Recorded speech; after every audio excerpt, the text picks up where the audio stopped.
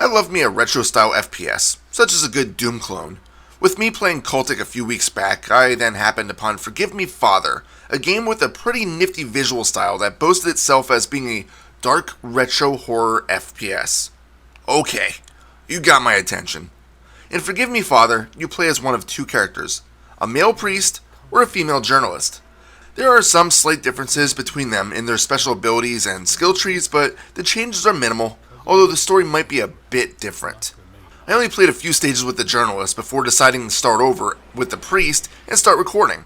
You play as either of the previously mentioned characters, entering a town called Pestisville that has reported missing people, strange activities, you know, normal stuff that just yells, "Dumbass, there's a cult involved." Of course, you don't know that at first, but as you start playing, you'll find plenty of suicidal nut jobs that attempt to rush you with melee weapons, cops that for some reason have tentacles, and other horrific beasts. First things first, the presentation of this game is top notch.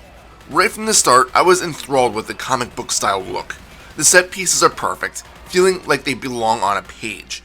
The enemies, called wretches, have fantastic detail, even with their minimalistic animation. And although the game does keep that dark horror look that it claimed, there's still plenty of areas that bring out a bunch of color. So with all these creatures trying to make you nothing more than a bloody mess, you'll need to defend yourself somehow. There are plenty of weapons that you can carry, starting with a simple knife and pistol, and moving on to stuff like an assault rifle, shock rifle, and shotgun. You know, standard stuff. Most weapons have different ammo needs, but some of them do share bullet types.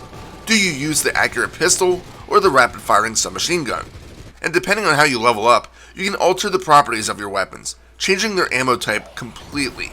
The weapon alterations will be explained in the description of the skill tree, so you don't have to worry about being blindsided by getting a weapon firing explosives and not realizing it. One thing to remember is that once you choose a weapon upgrade, it will usually lock out the other side of it, as most weapons have two possible paths. The skill tree operates on a typical experience system. Kill enemies, earn experience points, level up to gain one skill point, and use said skill points to purchase upgrades.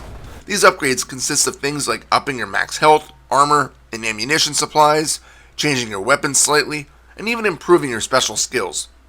The special skills. That's one thing that makes the game a bit different than the standard FPS. Again, each character has a different set, so I'll be focusing on the priest, since, again, that's the hero I chose for this adventure.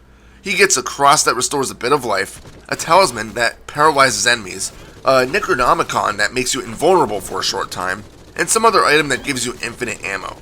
These abilities can save your life in some of the more chaotic moments of the game. Obviously, these skills can't be used indefinitely and require you to go a bit mad in order to power them.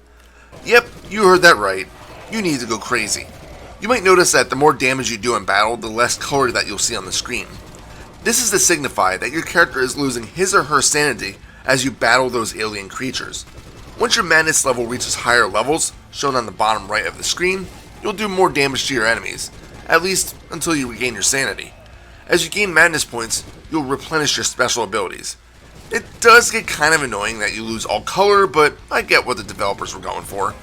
And yes, you will be going insane, as some of these battles get downright crazy at times. The best way I could probably explain it is by comparing it to the modern Doom games. You'll often enter a room and get dozens of enemies attacking you, and you need to constantly be on the move, shooting threats as they approach. They will, of course, fling projectiles at you, and they are easy to notice as these are surprisingly large and bright in design. Not every enemy will throw things at you, as many early game enemies will simply attack in close proximity, but late game, you'll be needing those special abilities to stay breathing. One thing that I must admit I disliked was some of the late game platforming you'll have to do.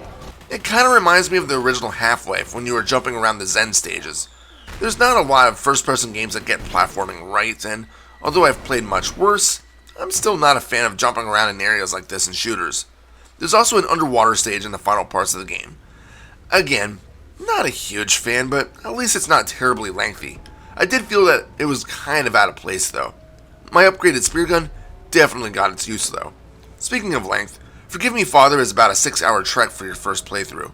The game is made up of 6 stages per chapter, with 5 total chapters. Each chapter ends in a boss fight, and these are pretty fun and might make you think on what you need to do to stay alive. If you're one to try for full completion, you can avoid exiting a stage until you get everything, since the game helpfully gives you an end level sign that's almost impossible to miss.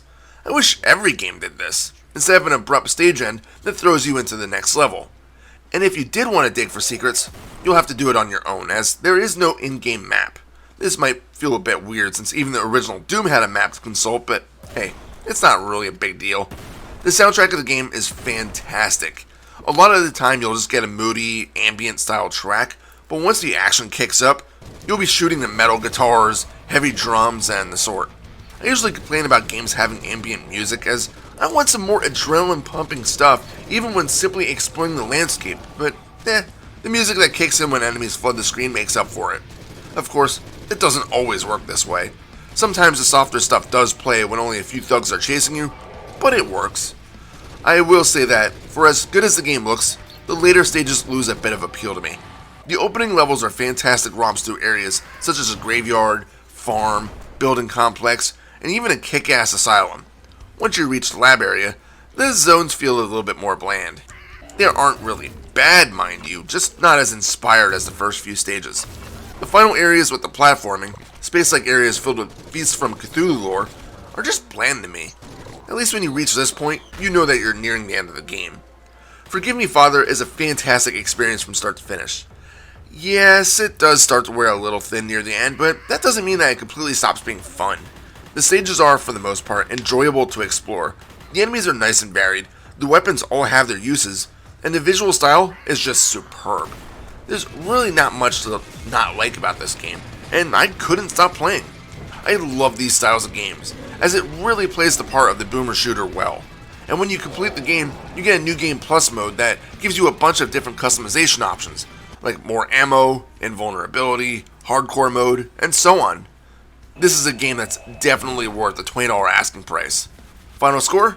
6 out of 7. This is Reaper. Happy fragging.